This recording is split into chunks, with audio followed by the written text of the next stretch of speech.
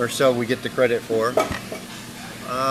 All the losing nations, how do they pay for the debt that they rang up? Well, they borrowed money from the United States. Oh, I understand. But Germany borrowed money from the United States to pay back the debts to the British, and then the British took the money and they paid it back to us.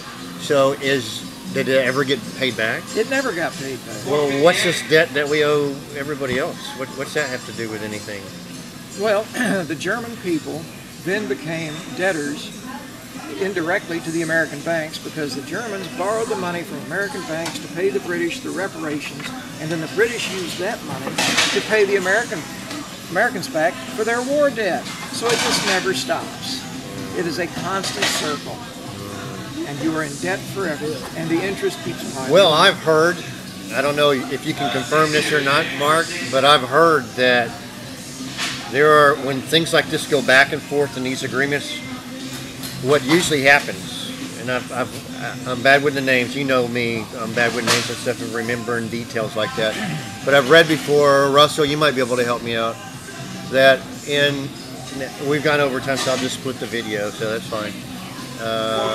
I'm almost out of minutes too, unless we plug in. I have seen in the past, and I've read and I've studied this, where all this agreements going back and forth, money going around in a circle. When push comes to shove, they'll still loan the money, and because I forget what it's called, there's a legal term for it, where the victor agrees to pay for the losses that the loser does not or is not able to make. So it's like it's kind of like it's like this one world. What do you call? I don't know. Like the Rich Boys Club or whatever. A gentleman's agreement, if you will. Yeah, we'll go to bat. We'll blow each other to kingdom come. Whoever wins wins. Well, there's also you had during the First World War, especially war bonds. So yeah, bonds. And the American people bought war bonds, and the bonds paid interest. Now, that money went to the banks. The banks took the money, and they loaned it out. The war bonds were still paying interest, but who paid the interest? The interest was being paid out of, ultimately, the income tax that was collected from the American people. So if you were a bank, or you were extremely wealthy, let's say a Rockefeller or Morgan or something like that, and you bought these bonds, you were paying yourself. And the American people were paying you, and the American government was paying you. You were a winner all the way around. There was no way for you to lose. It was impossible. You cannot lose on a deal like that. They controlled both ends and the middle. So, except the little guy. Oh, the little guy loses every time. But why is that, Mark? Because the little guy never figures out what's going on until it's too late. Okay, now just... And then sometimes they don't find out. Yeah, now just say, for instance, that you were aware of all of this that goes on. What's your best move as an individual that's aware on how the banking system works? Do you trade? Where do you put your money?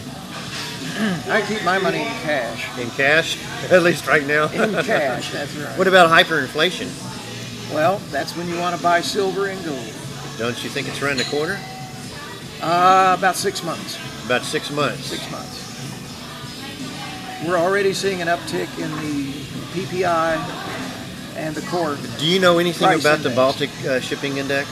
Yes, the Baltic Dry Shipping Index. Yeah, yes. Can you explain how the Baltic Dry Shipping Index works and what it has to do with Americans here today? What can we expect to see? And have we already seen the results of this index in our daily lives and just have not known it yet?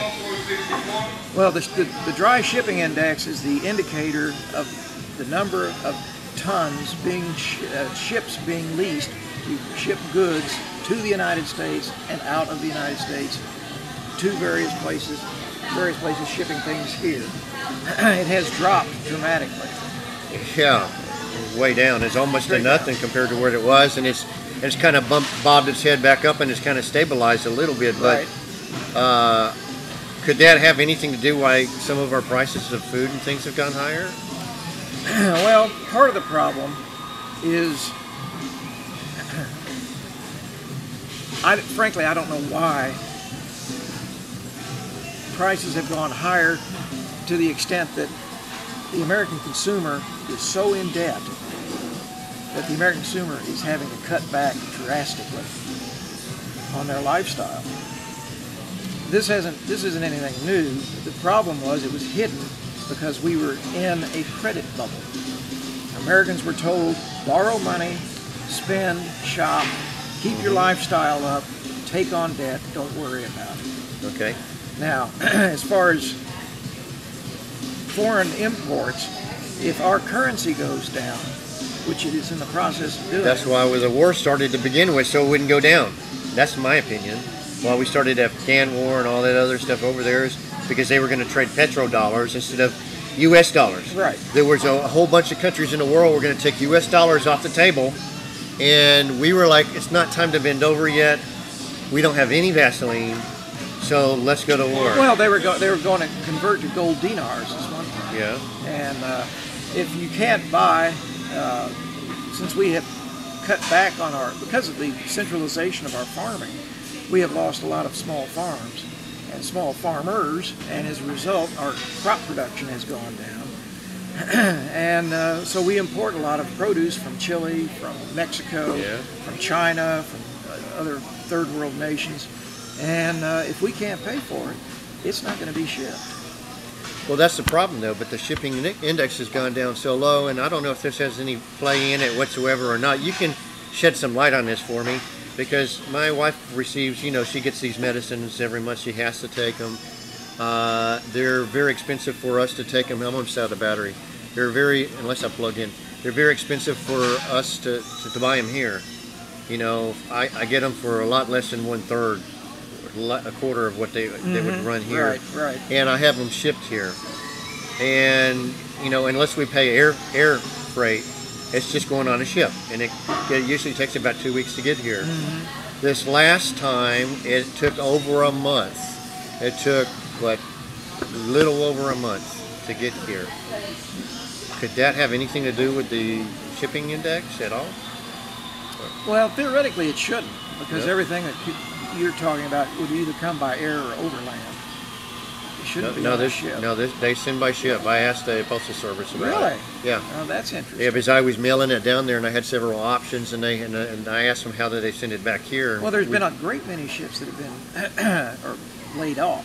Yeah. It's called being laid up, and they're just sitting, and if you don't have a regular ship schedule, if the schedule's been cut back, then certainly that would delay your packaging. Unless I'm fixing to run out of battery, if you would just mention on anything to do with the current situation in money and how the banks work, if you can concise it within, say, a minute to 2 minutes. All right, right now our banks, the major money center banks, are fundamentally insolvent. They have what's called an overwhelming supply of third-tier capital, which means these are assets for which the value is not known. And as far as many people are concerned, the value on a lot of those assets is zero. Today, our Fed Chairman, Ben Bernanke, announced that he is going to start buying these toxic assets. In essence, he will be putting an artificial bid underneath these assets.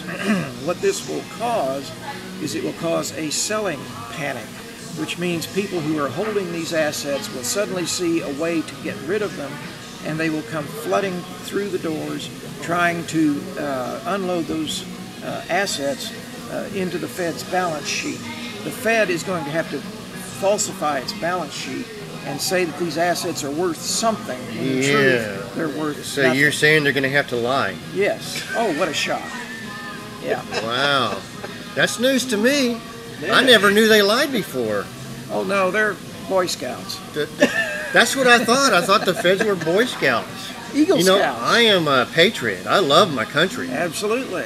I just don't like the wicked things that they do. That's right. So, any more to elaborate, or is that basically it? Well, the Fed is basically a monument to the fast buck and the big something else that starts with an F that I won't say. Oh, you're a gentleman. I thank you. My battery's out of time. Wow. If I had more time and more charge, we would get into a little bit further.